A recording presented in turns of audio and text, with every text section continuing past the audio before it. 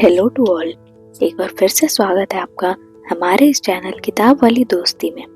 हम book the art of laziness को कर रहे थे, जहां हमने इस बुक के 14 चैप्टर तक कंप्लीट कर चुका है। आज के इस वीडियो में हम इस बुक के चैप्टर 15 को सुनेंगे और समझेंगे।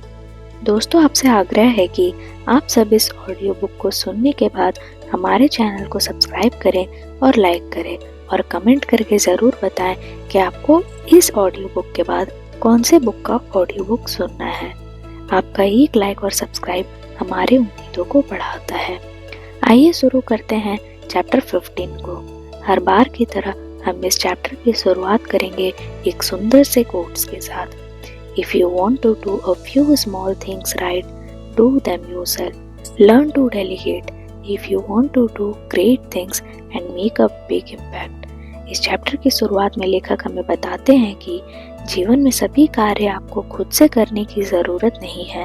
आपके पास कभी भी इतना समय नहीं रहेगा कि आप सभी कार्य खुद से कर लें।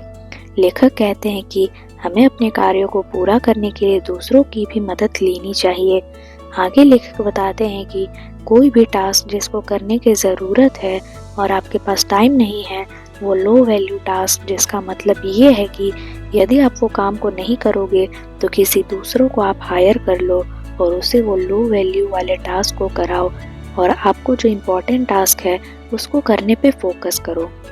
लेखक हमें समझाते हैं कि बहुत से ऐसे छोटे छोटे टास्क होते हैं जिसे करने में हमें बहुत समय लग जाता है।